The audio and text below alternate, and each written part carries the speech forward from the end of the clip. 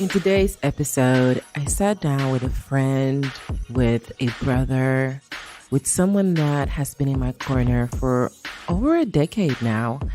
Someone that I've admired and loved very much, and who I thought would bring amazing perspective to the podcast as a man, as a friend, and as someone that I've seen evolve over the years.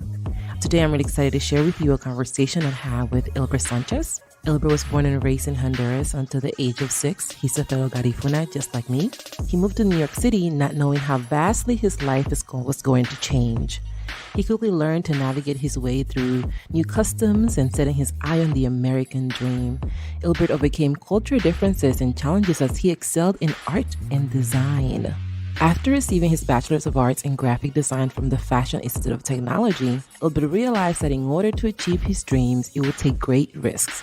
His personal mission of helping young men learn and grow is evident in his various speaking engagements and initiatives with schools all over the New York City, New Jersey, and Philadelphia. During this episode, Ilbert and I got really honest about what it's like to be a man in America today. We talked about why he struggles with vulnerability. We talked about how his relationship with his mom impacted his availability to other women, and the prep work that he did while being single for 2 years before getting into a new relationship. We then got into the culture shock of moving to the United States to pursue the American dream and how getting fired helped him find his purpose. I hope you truly enjoy this conversation. This conversation is part of my commitment to sharing a different perspective on the podcast and to allow us as women to experience what other people are experiencing so that we can see how similar we are to everyone, including the opposite gender. I look forward to hearing what you think about it. Let's get started. Listen, we're recording now. Hi, Ilberto. This is like the funnest thing about being able to have a podcast. It's like to bring your friends on and talk about whatever's going on. I was gonna be like, what am I calling? Am I calling you Nori? Am I calling you Sue? Am I calling you Spesh? Like, I was wondering all week. Like, you could call me whatever you want. I mean, you call me Spesh because of our relationship, being part of a NPAC organization, the both of us. But people call me Nori. The podcast is under Nori, so it's really. I guess those are the names for the day. Te llama Suhey. Dila Suhey. She's upset.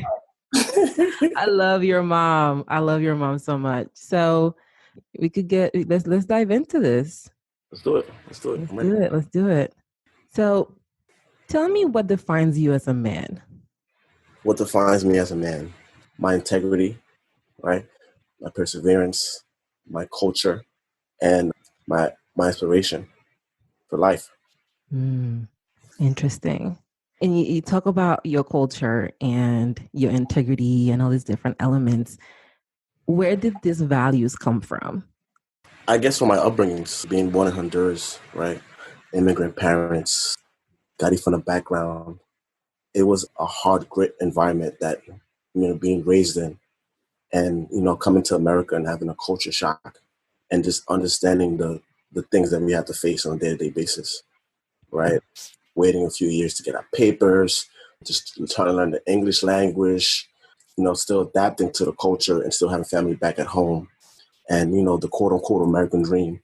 Mm-hmm. These are all things that I just see my parents, take on, and then when me being the oldest, I took on it as well, like as a shadow, and like growing up to being an adult, just still having that same type of mentality.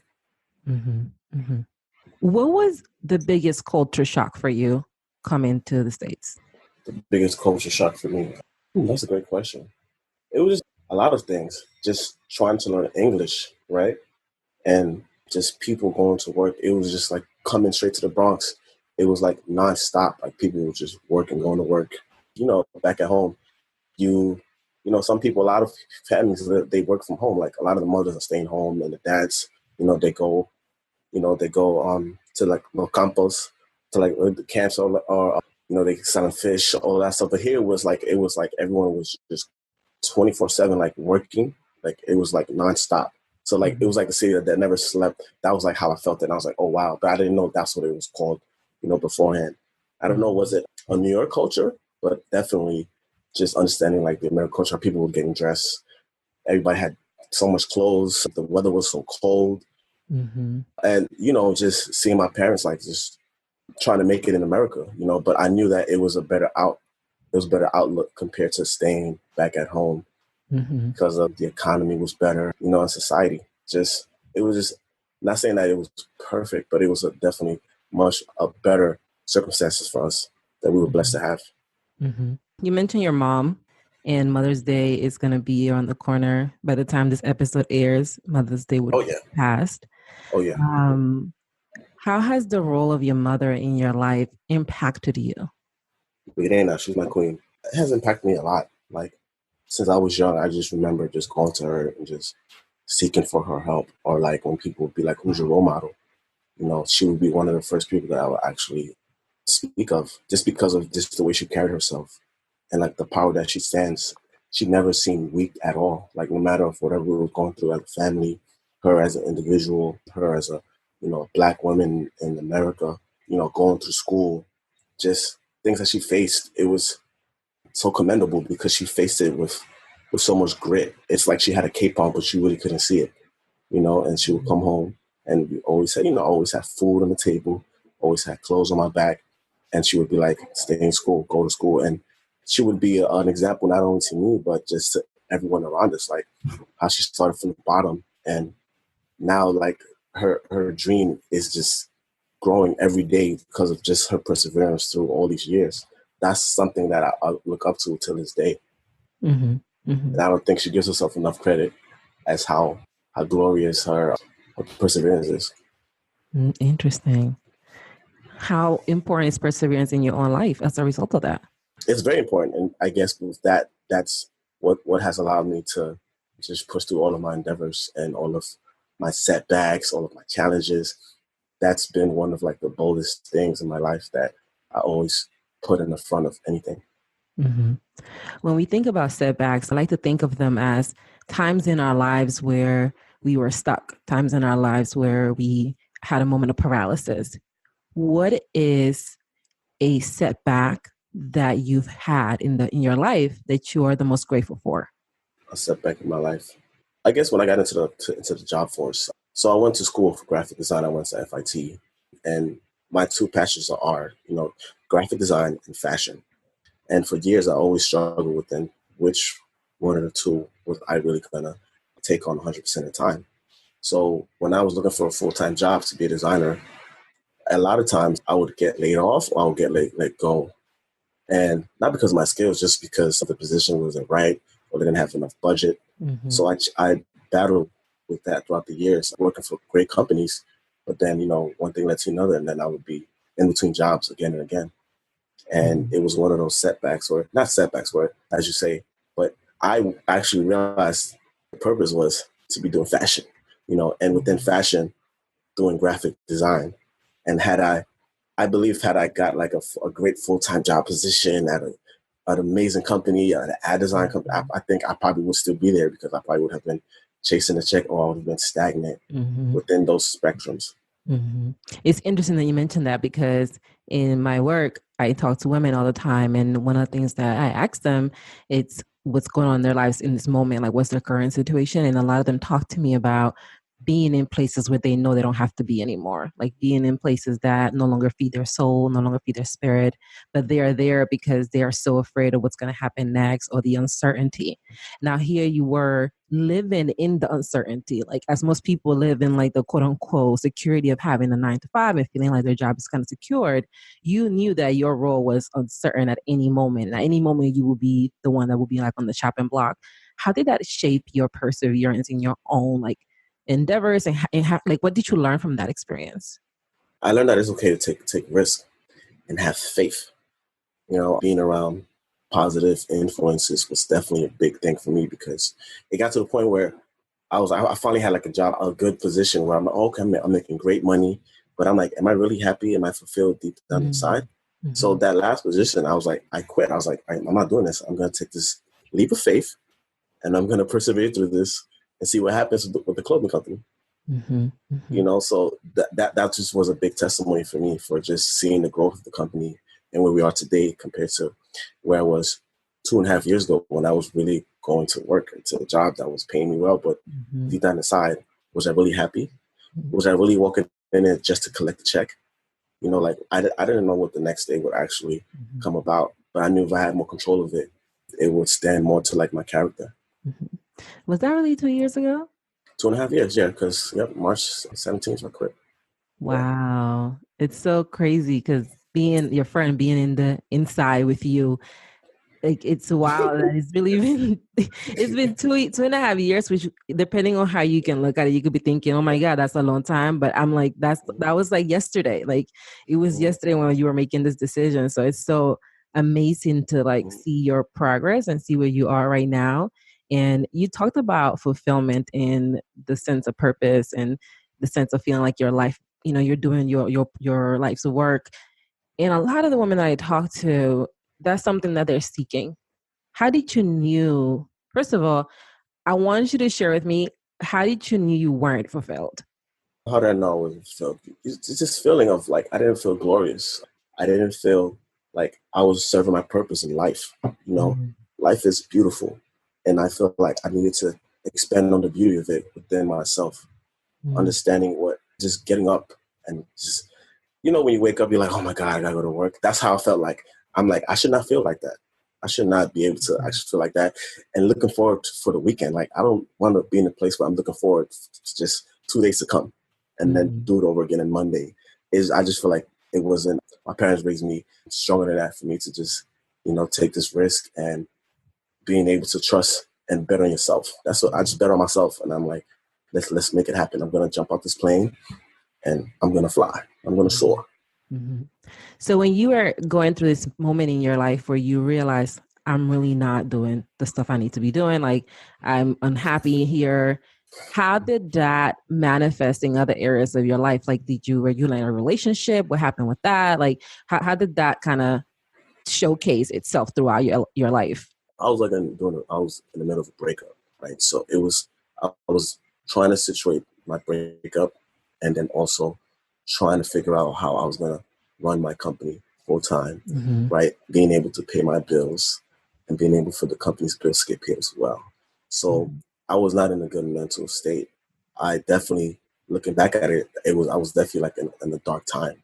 It was Mm-hmm. difficult for me, just trying to balance, being a co-founder, being a CEO, also trying to figure out a relationship, and just Mm-hmm. life. Life was lifing for me at the time, and there weren't that many people that I can really rely on to speak to and just be vulnerable with. Mm-hmm. Mm-hmm. Did you feel like you were available to be vulnerable though? I'm not sure. I feel like I chose to be vulnerable with certain people because of the image that Mm-hmm. you're feeling that you have to uphold these standards for masculinity and manhood. Sometimes, things that I faced, Mm-hmm. especially being, Black and Hispanic, that's not common, like being vulnerable. And then being vulnerable is very important. It's a word that has a lot of negative connotation to it. But I've learned throughout these years that it's okay to be vulnerable and it's okay to release because these are the things that help you, on a day-to-day basis. Mm-hmm. Mm-hmm. What would you say is the biggest, like one of the standards of masculinity or percentage of masculinity that you feel like you need to uphold that just makes you be like, why I gotta do this? But like, what is one that you think is the most Uh, ridiculous? like we're not supposed to feel emotions or Mm-hmm. not supposed to feel like you're hurt. You should always feel like, you're the man. So just be the man, but I can be the man, but still cry on someone's shoulder. I can Mm-hmm. still express to someone how I feel about them or other people. So that's the thing. A lot of people who I would actually speak to would be like my friends who happen to be women, like you. It was like 85% women that I would be speaking to, and not men. And I felt Mm-hmm. comfortable speaking to women more than speaking to men. Just because of the connotation or just like the image that needs to be upheld at that time that I thought would make me look weaker. But Mm-hmm. I've learned throughout my growth and evolution that it's okay. So that's why I don't have no problem with that at all at this age. Mm-hmm. Mm-hmm. It's fascinating hearing you talk about this because, well, I remember us talking about a lot of stuff that was going on. It's a different perspective, like to get to have this type of conversation and unpack it in this certain way. And these standards of masculinity that are constantly causing issues and getting in the way of our ability to communicate with the opposite gender, how would you say that have impacted the relationships you've had in the past? Can you repeat that? How have the standards of masculinity that you talk about that are so difficult to uphold, like how have they impacted the relationships that you've had in the past? I feel like I could have definitely gone through people had I been more vulnerable with them, right? So sometimes now you have these walls that you put up, or you have these fronts, quote unquote, and that doesn't allow 100% communication or transparency to get to its highest fruition. So there's things that you walk out the room with so much pieces missing because you weren't able to actually uphold, you weren't able actually to just let free and just let loose, because I realize that the more you let loose, the more you actually learn about yourself and about others. There's maybe there was relationships in the past that I could have gone with better, or I could have fixed because of not having this standard that I had to uphold. So, and just me not being afraid would have probably put me in a better situation. But then again, everything happens for a reason, and it's more so just it was all learning stepping stone for me. It's interesting. We talked earlier about your mom. Do you feel what was her stance? Like, did you feel like this values, I don't call them values, but these ideas of masculinity were being like felt in your own home, like, or was it more like a society thing? No, it wasn't home. My parents, even before I go to bed, when I'm going to my parents' house, I kiss them before I go to sleep. Since morning, it's been very loving. Like it's a lot of love in my household since I was young. So I guess, I'm very loving with that. I guess it was outside, like the society, growing up in the streets of the South Bronx and just going to public schools, just outside of the house. Those are things that actually influenced. And then also what you see on TV, the music you listen to, all of that stuff impacted me. And I had no idea I was getting impacted by it. I was just in the wind, just flowing. I had no idea. And me thinking I'm on myself, and I'm like, yeah, there's something deeper than that. Have you ever seek to speak to someone for your mental health? Yeah, I have. I've definitely have spoke to a few people. I had a therapist for a few, and then also I've taken personal development courses. Momentum education helped me a lot with that. Taken about 4 levels of momentum education thus far. So 3 levels of momentum education. I'm about to take the 4th one. But these are things that help me and help others as well. Just understanding my power, understanding my vulnerability issues, trusting issues. These are things that I've learned throughout the years. What's momentum education? That's a personal development course, and they put you in these. That's what's the best way to explain it. It's more so like experiential situations, and then you get to see things that you didn't know about yourself that you didn't know about yourself. So, for example, like we all know, like know that you can't fly a plane. You know that, right? But you know that you can speak 3 languages. So, but what about the things that you don't know that you don't know? And then you get to actually experience that, and then you get to see how people see you. You get to see how you show up, how you get to show up in front of a room full of people, how you work in leaders and teams. So I recommend that to so many people because I've learned so much about myself. What's the most surprising thing that you've learned? The most surprising thing that I've learned, I held in a lot of things in my past relationships, or I let my ego get the best of me. My past relationships, I'm having this macho type of thing, which was never good. I realized that showed up a lot in my past relationships, and I had no idea. The stubbornness, all of that stuff. It's crazy that you picked that example and you're like, you had no idea, because I'm like, I've definitely seen that. It's like the first time we became friends. Like I've known that was the thing, because we met each other almost a decade ago, over a decade ago, and at the time I was on Twitter doing the most, like whatever you think was the most on Twitter, I was doing it. I remember. I was right there too. I was right there too.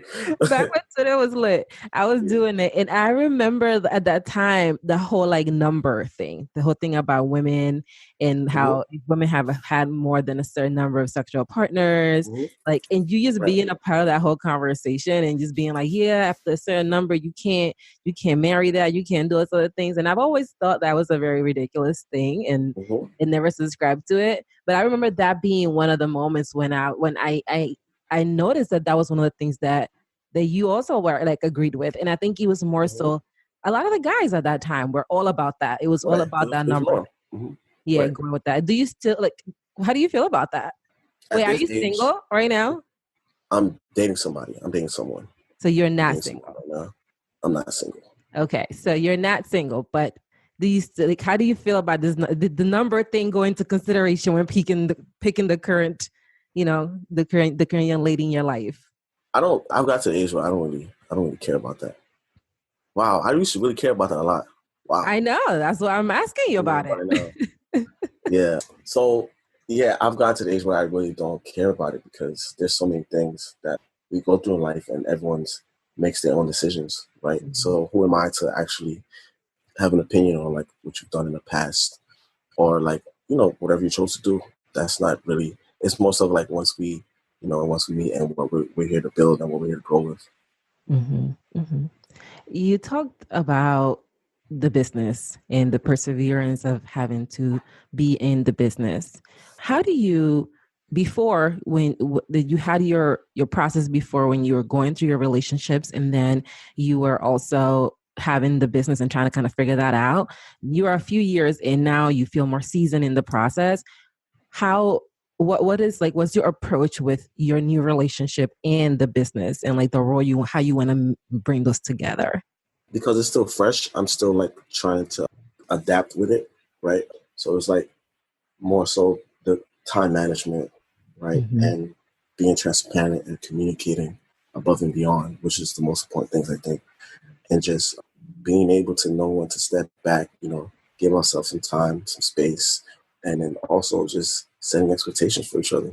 Mm-hmm. Mm-hmm. Knowing what she expects of me and vice versa. Those are very important, I think. Mm-hmm. I think that I feel like time is very important, like just time management. I think in my previous relationship, I guess time was such a difficult thing, and communication was the thing that we struggled the most. So that's Mm-hmm. why I'm like just trying to flip those and just knowing that these are things that I need to put first. Mm-hmm. How different like what are gonna be some of the things that you learned from your past? I know you talk about time management and communication, but as it comes to you and your own self-care and your own process, like what are some of the things that you see yourself doing differently in this new relationship that you didn't do before as a result of you learning about yourself? Communication. I feel like communicating more and not holding my tongue. You know, Mm.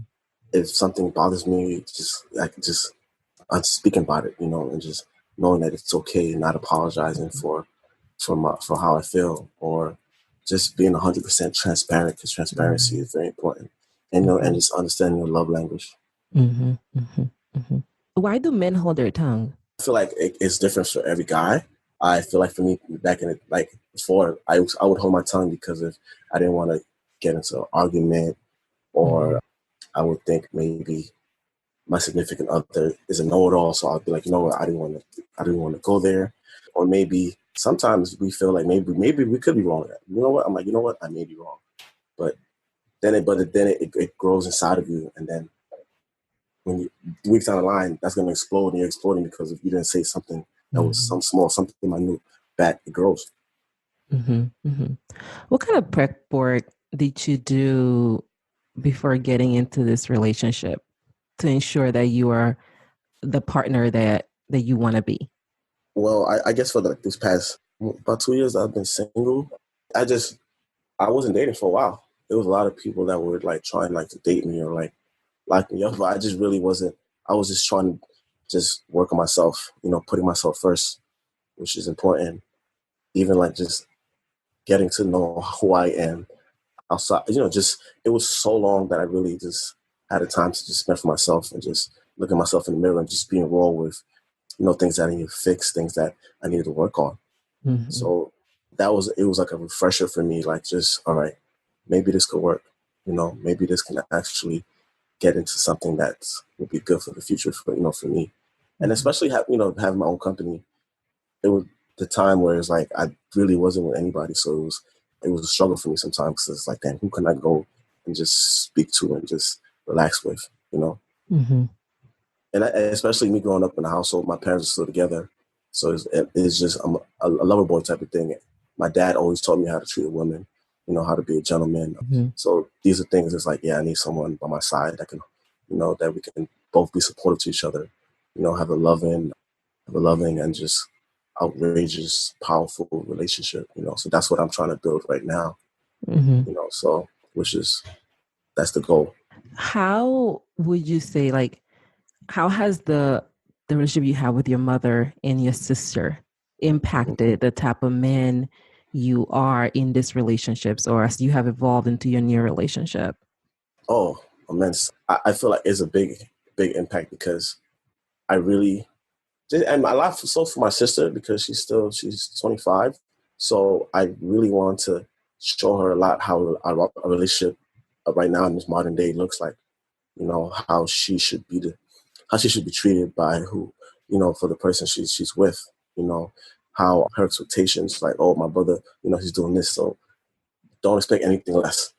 You know, so the things I do just they go very high because I know my sister. She's looking at what I'm doing or how I'm speaking to my significant other, or just my plan of action, all of that stuff. She's looking at all of that stuff because she's very smart. She understands. Mm-hmm. And then my mother, she knows. My mother, she knows if I'll speak to her, if I mess up, she'll tell me right away. She'll be raw with me, just like, this is what you did wrong, and this is how it looks like. So stand in it and just make it happen, make it work for whatever it is. Mm-hmm. Mm-hmm. So you've mentioned expectations a little bit, and I think I've talked to you by now about my relationship with expectations and the idea of just letting go of all expectations as being one Mm-hmm. of the things that has played a major role in my marriage with JP. And once we let go of all those expectations, we were able to clear out a lot of things that were taking up space in our marriage and our relationship.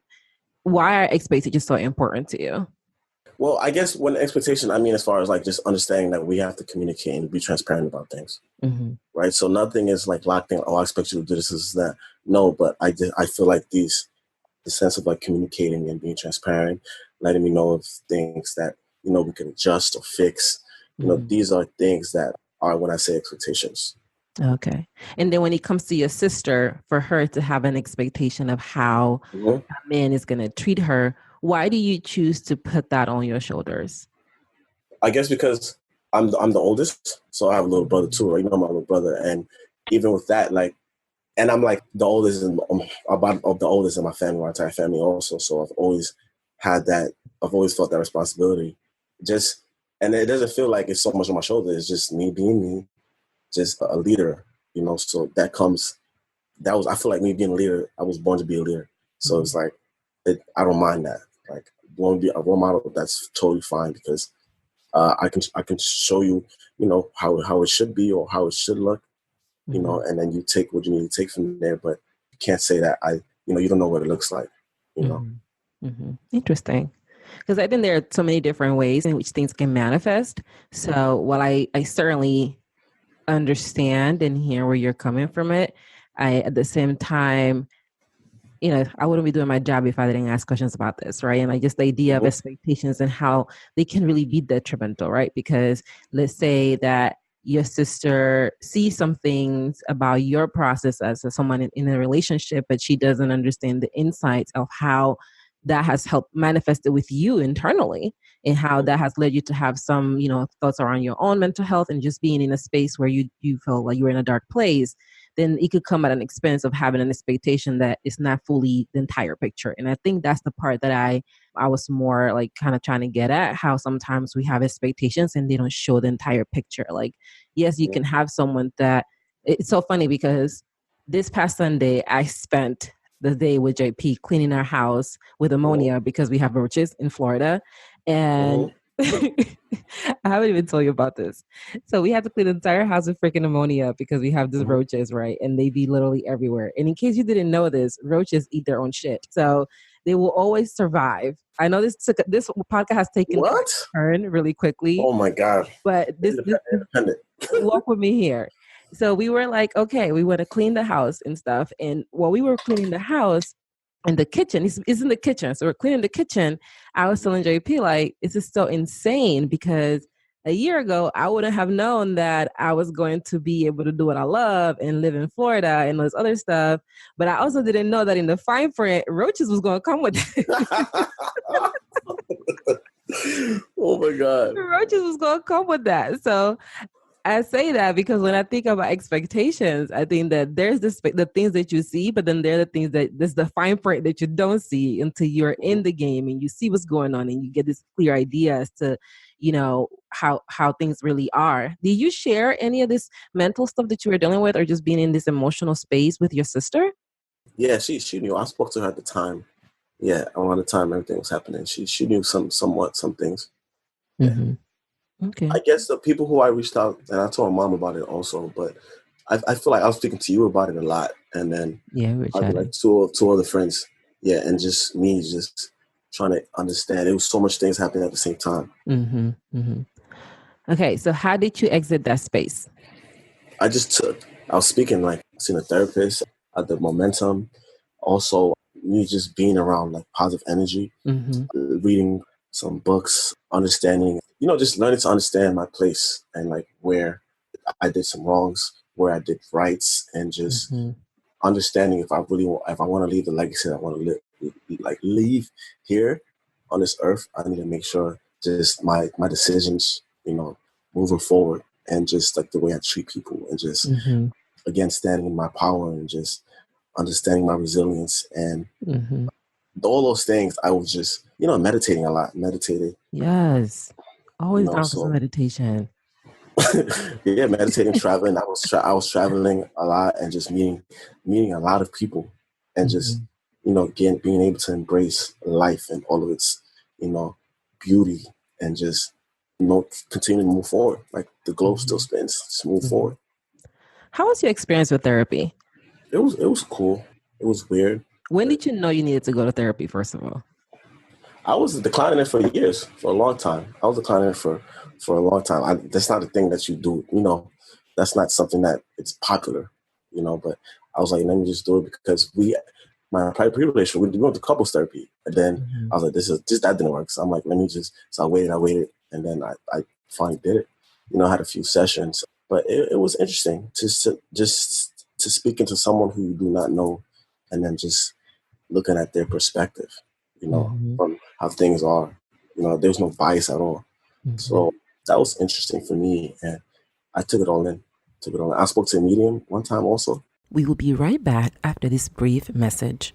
Hola, mis amores. Thank you so much for listening to today's episode of the Get Unstuck podcast. I love having these conversations because they help shed light on the issues many millennial women feeling stuck are struggling with on a daily basis as they look for ways to overcome their paralysis. Can you do me a favor? If you find this episode helpful, please leave me a review and tell me what connected with you about this conversation.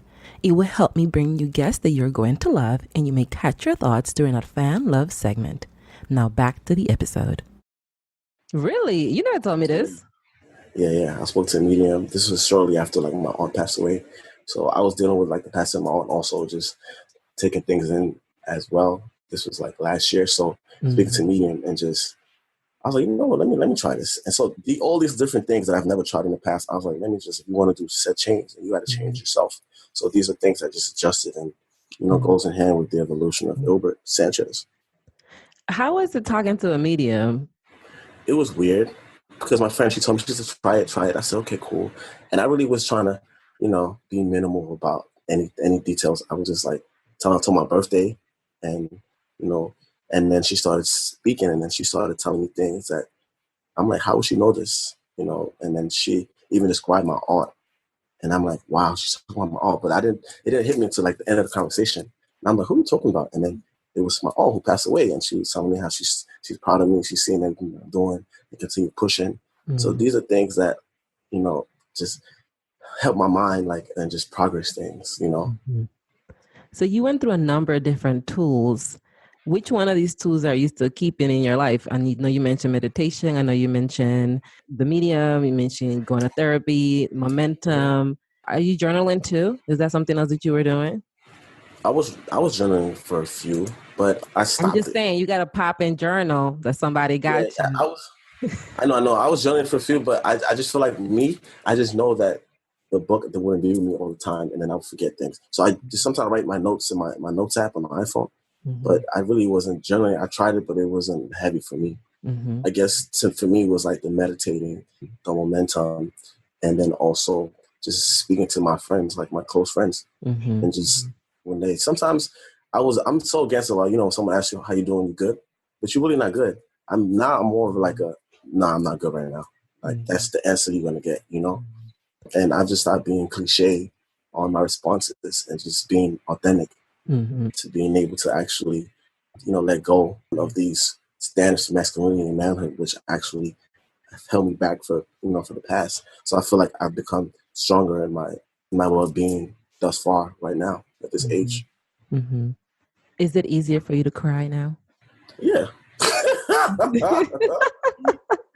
You said that's so smooth. Is it easy? Yeah. Hmm. And laugh, obviously, because clearly it's nothing but jokes when Ilbert and I are together. It's hilarious. Yeah. I feel like we sound so serious on this podcast too, but really, if you hung out with us, you'll be Hmm. like, "What?" I remember, like, you designed my logo for I Am Healthy Fit. You designed the first logo I ever had too. Then I changed logos again. And you just been such a big part of my process as a business person, but also my life. You were at the wedding, you emceed the wedding. And I'm always been so grateful for you and your perspectives as a man, because there have been times when I've been like, why, Ilbert? Like Hmm. times that you have hit me up about situations that I'm really like, how did you get yourself into this situation? Hmm. And at the same time, I still allow myself to see you just as a human, like as someone that is going through his process and going and doing what he's doing. How available are you to seeing that in your partner? All the way available. Very open to anything as far as my partner. We've been speaking more as far as like things from the past, and like we're learning more about each other. So these are things that she's about to do a second thing momentum also. So I'm happy about that. Her second Hmm. stage. So these are all things that are just we have two different lives. So it's just two different things that are interesting. But I'm Hmm. up for it. Hmm. That's amazing. And this thing about momentum, I'm definitely going to drop the links for it in the show notes, because it sounds extremely interesting. It's in one of the things that I do in my own personal life through my work and just me wanting to get to know Yanori more. It's spend that time in solitude and in silence. And I've learned a lot of things about myself too. So earlier you were sharing like some of the things that you had learned. And one of the things that I learned recently was, one of the things I've struggled with in the past is this idea that I'm good enough. And it comes with, and I don't think we've ever talked about this, but like it comes from, my parents, they both, me growing up in Honduras without my parents as part of the, American dream. People got to travel, people got to go to, figure out how to make this money. And me staying there, and then growing up feeling like my mom has some type of favoritism towards my brother. So that perception was also there. And then I just felt like those things had been rooted. I didn't realize how rooted those things were within me. So one of the things I learned like recently, as early as yesterday, I think, was that feeling of not being good enough stems from that. And it has to do with not getting attention. You're not getting attention, maybe in the form of like approval, or just not getting the attention of other people, because that takes me back to that place of like abandonment, that place of like, I'm not the favorite, that place of like, I'm less than. So I really applaud you for taking, I don't know if you guys are learning things of like that depth level, but like what kind of stuff are Yeah. you, is that the type of stuff you're getting Yeah. into? Everything you mentioned, but it's deep, deep, deeper. I've told a lot of my friends are doing it already. It's like ridiculous. Like it will humble you so much, Mm-hmm. but then it'll actually, you get to actually get the information, get the experience, and then move forward with it. That's why I feel like with me, I've been just going 100% on like just my endeavors. it's so many things that it's pushed me to do, because now I know, where I stand, or like what was going on with me. It's like, oh, Mm-hmm. okay, cool. Now what I'm going to do with that information, and how I'm going to use that, to pursue whatever it is that I'm doing. Mm-hmm. That's amazing. I love that. I love that. You haven't told me about this. Is it like a New York City based thing? Really? No, they have it in DC. It's LA. Yeah, in DC, New York, and LA. I feel like somewhere else also, but I didn't tell you. I did tell you. No, really, I did the I first don't one know. in You need to September. check your receipts. I did the first one in September, the second one in October, and then I did the third course, which is 3 months. I did that in January. We just ended it last Oh, month. that makes sense why you didn't tell me because I already left DC. Right. Yeah, yeah. So I'm trying to get my sister to do it also, Mm-hmm. or to come down. But it's just a lot of executives done in like big CEOs. So it was like, for me, I came in like, oh, I want to be a better leader to my team. But long and behold, it was way deeper things that I've Mm-hmm. actually experienced and like learned about myself, and things that I get to still learn about myself, day in day as like, get older. I want to get married. I want to have kids. It's just, we just launched another company, so it's just more things that I get to actually, stand in my ground, but knowing the things that I've learned through Mm-hmm. momentum. You Mm-hmm. know, Wow, that's awesome. How do you overcome self-doubt? how do I How do you overcome self-doubt? become self-doubt? Or do you not deal with self-doubt?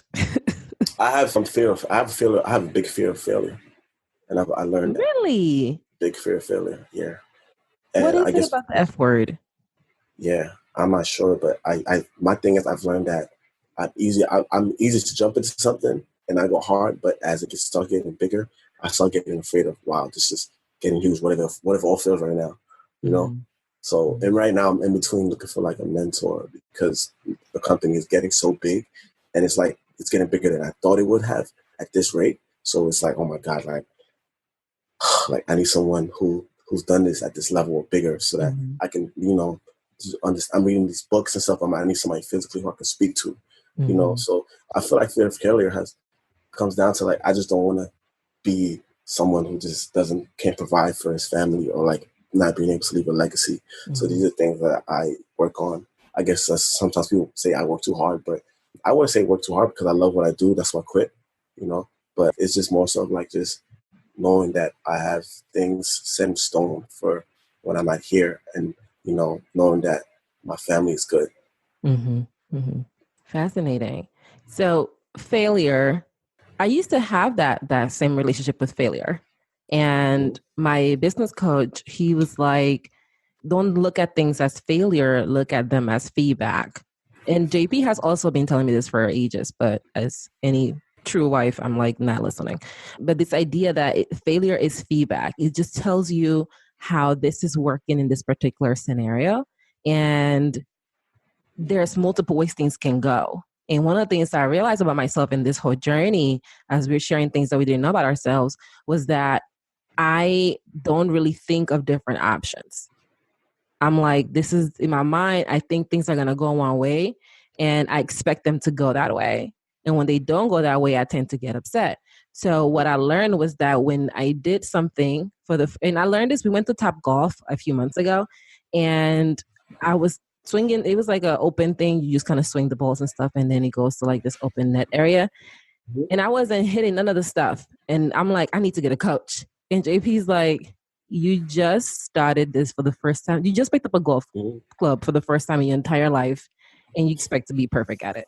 Okay, let's just settle down. Let's just settle.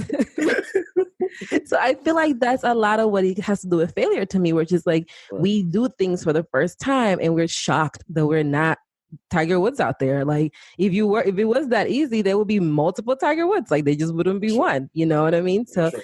Yeah. like I think have you considered that before? Is that something that you have kind of thought about in your purview, that failure is just another word for feedback, and the more feedback you get, the more you can Yeah. inform your steps so that you don't do the Of same thing course. again?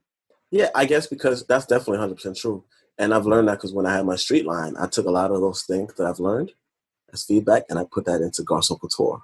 So I guess that's why the company has been moving how it has been, because of all of the feedback I've gotten in the past, and like Mm-hmm. I learned to adapt those things to make, the company move stronger and more efficient. Mm-hmm. Because do you think that we can avoid failure? if you look at it as failure, like how you said, right? So it's just some people call it failure and some people call it feedback, which you've made a great example of it. Mm-hmm. But even just if we take it down to the core of what failure means, Mm-hmm. just the idea of doing something and not achieving your intended result on the first Mm-hmm. try, which is what I think people call it failure. Do you think you can avoid that? That's a great question. I have no idea because it's really how you look at it. So it doesn't have to be that. So I really don't know. I don't know. And I guess maybe because growing up, parents would be like, make sure you have good grades, and I've never failed a class in school. Throughout my entire life, I've never failed a class in school, and it was like one of those things where I had to make sure I didn't fail a class. Mm-hmm. And it's like I've got good grades, but then when it came to that math class, I barely passed. But I didn't fail. But did I fail them? Mm-hmm. It's just one of those things I grew up with. Like it's like make sure you get great grades. Mm-hmm. You know, Mm-hmm. so our parents, they invest so much education in us, and it was like, oh my God, if I fail this class, I'm not going to see tomorrow. Mm-hmm. Did you have to deprogram yourself from some of that stuff that you learned from your parents, though? Do you feel like in this process of getting to know yourself and getting to the core of Ilbert, like what did you have to like let go of some of the stuff? And if so, what kind of things did you have to remove or slowly release? Yeah, one of the things I had to let go of just having the because being an entrepreneur is not the normal thing that our parents aren't entrepreneurs. So going to get a job, working 9 to 5, getting a wife and then getting a house and all the steps that these are things that I let go of. The norm. Of like the quote unquote American dream. I let go of that. And I'm like, what? They raised me, sure. They should, and they support me 100%, which I love, and that's been like the big light to like my success. But a lot of it was with me was just being like, I'm just gonna take this risk. Forget that job. I'm gonna take this risk, and I'm gonna see what happens. You guys raised me, so you guys know you gave me the correct tools to actually adapt myself to whatever challenges that are in front of me. So those are things that I let go, like just having the normal type of quote unquote life. When I go back home, like, oh, it was both sides. Oh, where's your wife? Do you have a wife yet? How come you don't have kids? You're in your 30s. How come you You don't can have kids ask yet? that too. All the time. How do All the time. really? Yeah. Mm-hmm. How do you deal with that? My mom, she'd be like, "Oh, don't rush him." My mom would be like, "Oh, don't rush him or don't pressure him." I just be like, "Oh, I'm just not married yet. That's not something that has come up for me. I'm not married, and then when it comes, it'll be here. But I'm not gonna choose the traditional route because everyone else in society or in the culture chooses to do so. Did you have an age that you felt like you'll be married by? No, not at all. I never thought of it like that. I always had an age of how much money I'll be making by. Of Yeah. course. Yeah. Of course. What's the age and how much money are we talking about? And I guess it changes now, but I was like, by the time I'm 25, I'm gonna be making 6 figures. Oh, and then but I'm like 28, I'm gonna be a millionaire, like things like that, But also like just having a state, like having property, being able to have properties here and there or have lounges. I was like, oh yeah, by 27, 28, I'm gonna have this and that, So life humbles you. When life gets lifing, it humbles you. And I get to embrace every moment that I have in life just because I'm here for a reason. And I feel like it's deeper than just clothes when it comes to who I am and what I'm here for. I feel like it's bigger than just me. When it comes to my legacy, it's way bigger than just me. I want to be able to give people a feeling that when they meet me, like, oh my God, I felt that from you. And I remember that even if it's 10 years from now or, 5 years from now. So it's way, way deeper than clothes. And our motto is excellence in every thread. And it's not about the thread. The thread is really the feeling, the emotion that we get when we dress you. When you're walking down the aisle and you see your husband to be like, oh my God, he looks amazing. That feeling that he gets right there, that's the thread. The excellence is what we put him in and what exudes out of everyone's personality when we dress in all of our pieces. Wow. Has it always been this way with the thread explanation, or have you grown into this? I've grown into it because it's just, we'd like to tell a story. Garcia Couture is from like, where both me and my business partner, Jean, immigrant parents, we have this great, strong work ethic, and because of our parents and how they raised us. So immediately when I was coming up with the model, it was like, excellence, that's what exudes us. And then thread, it makes sense. But then as we started getting these emotions of clients, and when they come to us and like they're crying, or sometimes they come in, they're crying, they're like, oh my God, this looks amazing. They're shaking, they're sending us videos, photography. We're at the weddings, for interviews, for prom, like all of these emotions is excellent, and like the empowerment of Black men, all that stuff is like the thread that, that helps them go into the next chapter into their life, whether you're a new husband, you're a freshman in college, you have a new job, all these things, it was the thread that we put into you. With that comes excellence. That's deep. I love it. I love it. And I love it because I had Kelly on the podcast. Yeah, I heard it. Yeah, Last month. And we talked about fashion and her being in the fashion industry. And Kelly has cleaned my closet before. She has tossed things out for me. And one of the things I always tell her is like how much that experience changed me, because what you put on has the ability to make you feel a certain way. So if you put on something, and like people always joke about, like my mom and my husband been talking about me wearing this kimono because I wear it literally all the time. Like in every video you see of me, I wear this kimono because I just love this kimono. It's not like too lengthy. Like I'm always cold. It fits my life.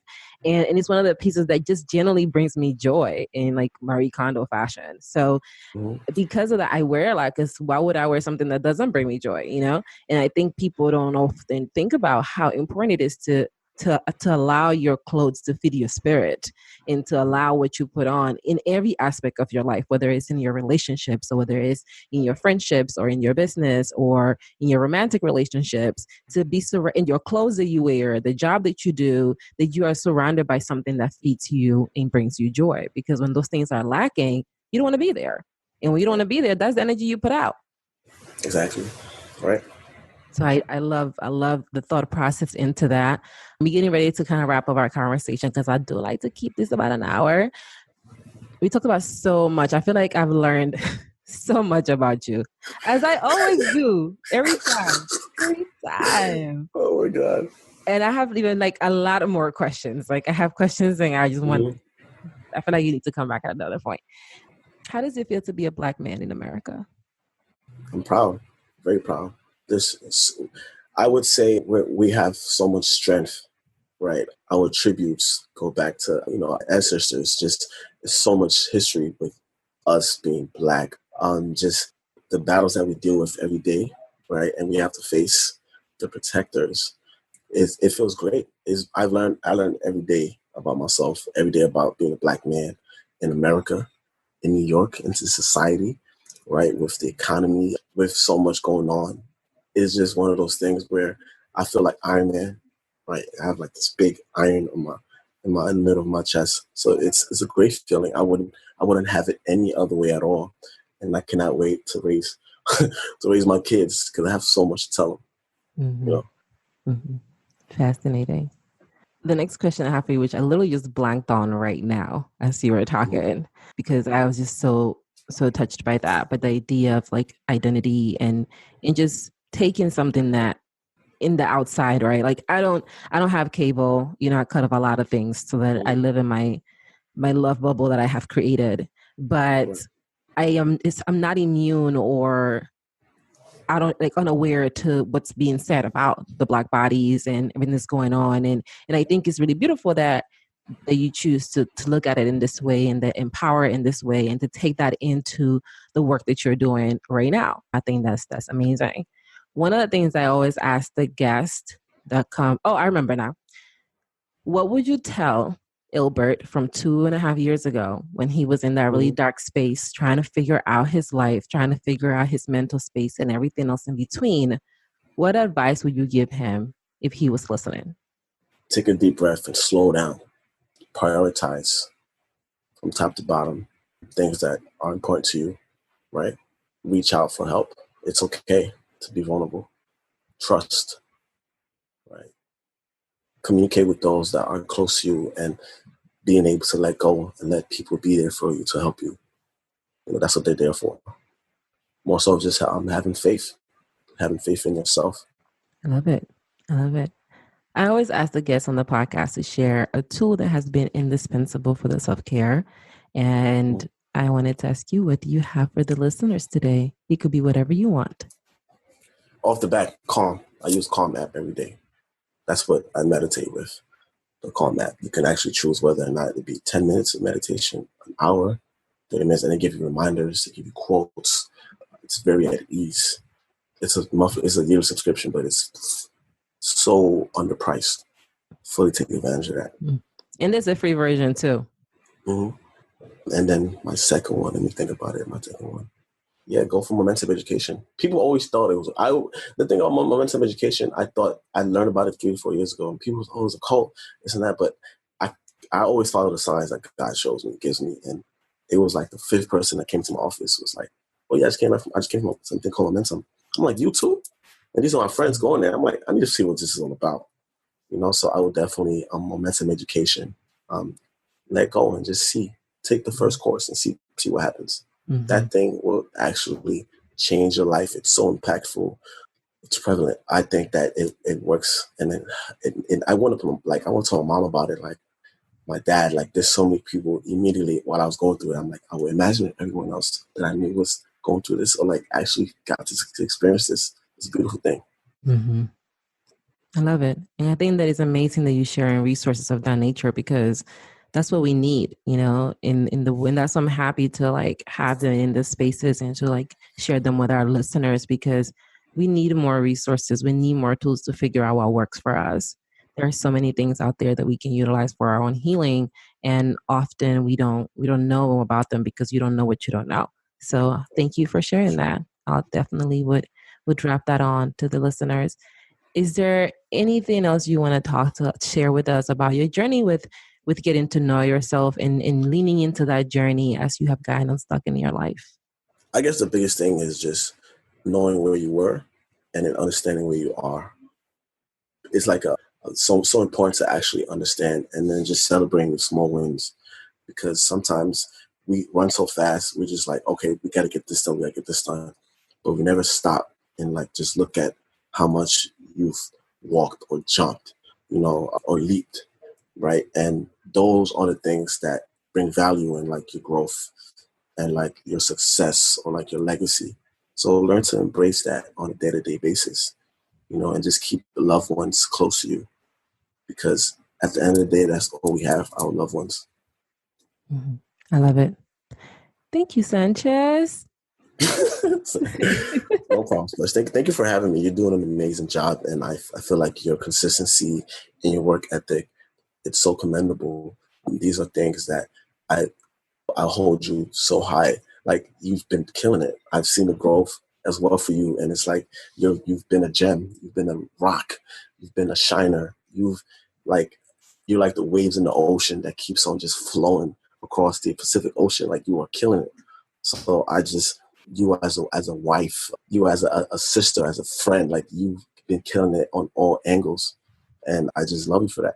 Don't have me all emo out here on the podcast. Don't come out here doing all of that.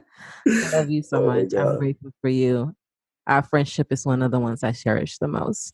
And it's funny because we met on Twitter. I don't know if you ever shared that tidbit on this podcast, but we met on Twitter, and it's just been nothing but love since then. And I'm just really grateful for you and for the space you've allowed me to have in your life and for being a constant presence in mine. So thank you. Thank you. You had me shook about this podcast too. Why? Oh my God. Because usually I think the difference is this is impactful because I do a lot of speaking engagements and I'm on panels and podcasts, and they usually just talk about me about like, how did I make it to where I am? Or like, what's the next steps in fashion? But I guess like this perspective puts a different type of light on the type of individual who anyone is. So for all like you youngsters out there or anyone just in general, like just has struggled with like vulnerability and trust, I think like these are like the great spaces that are necessary for society right now. Is important. Mm-hmm. Thank you. And maybe in the future I'll bring you with the young lady that's in your life. I don't know. Might be fun to talk about. You know me, always starting some. I'm not always starting some, but low-key I am. Oh my God. Where can the listeners find you and learn about your business and get their next outfit for the upcoming wedding or prom or 616, or just go to work on Monday and slay on everybody, like whatever it is you need? Where can we get that? So my personal IG is IJAY Sanchez, Sanchez, and the company is called Garcon Couture. It's GarconCoure. That's on IG, on Twitter, on Facebook, and we just finished launching our shoes. It's Illian Gilly, YANDGILLY, IllianGilly.com, and then GarconCouture.com. Make your appointments. We have a showroom here in Grand Central, 43rd and 3rd, Suite 718, New York, New York, and then we also have one in Miami Gardens as well, Miami Beach. Y'all better go and look good, y'all. Like y'all better go and get yourself a suit, get yourself a jacket, get yourself a peacoat if you cold. Not in Florida, because we don't get that out here. Right. Get yourself a pair of shoes. Them shoes are fire. Okay. Thank you, When y'all gonna make shoes for women? Soon. We're gonna see. Sooner than later.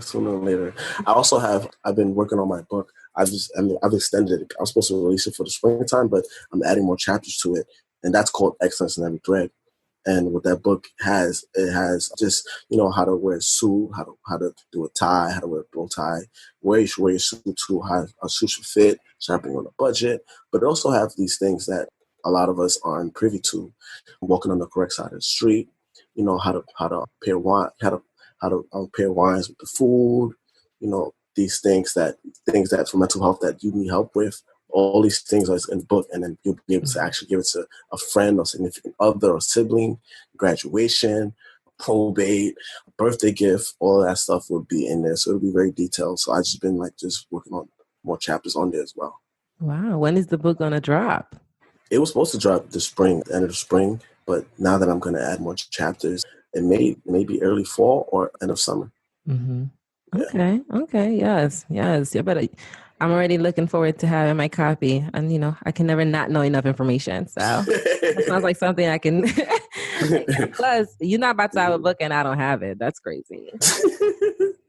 I feel like I want to have you definitely come back on the podcast to talk about just the dating culture a little bit. I know you said you already had, so you're talking to someone, and with my best friend Joy, her and I talk a lot about just the dynamics of what it's like to be out there, because I exited the dating world way before a lot of the apps and the ghosting stuff started happening.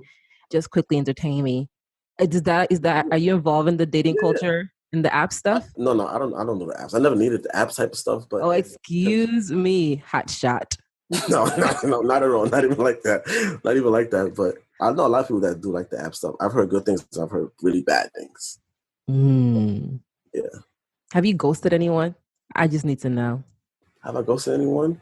Not ghosted, but the conversation definitely started getting dry. Yeah. Has anybody ghosted you? No. Have I someone ghosted me before? No. Mm-mm. Interesting. No. Yeah, I'm gonna have to bring you back and bring Joy back, Joy on, and just all of us have a convo about what's going on out there, or what was going on out there. Because I don't know. The last thing I was using was MySpace and Facebook to get my hookup. Sheesh. Oh my God. I'm kidding. I was around for Twitter too, but then I wasn't single anymore. And then that was okay. Mm-hmm. Listen, long other days of mi gente and high five. Some of y'all probably listening to this and don't even know what high five is, or mi gente, or Black Planet, Skonex. Oh, it's Skonex. That never even popped. That never even popped. Crushspot.com. Yep. You was all in this fast. You know them all. Mm-hmm. You know them all. What? My apps on? Listen, I love you. Thank you so much for coming on the podcast and sharing it with me, being the second gentleman to grace the Get Unstuck podcast. We're very excited to have you and just sharing a different perspective. I really, going into this conversation and going into this season of the podcast, I just really knew I wanted to share more of the male perspective, because I think that is a two-way conversation. And for a long time, I felt like we are just women talking to women about all these different things. And we talk about why men are going through the things that men are going through, but rarely do we ask the men why they're going through the things that they are going through.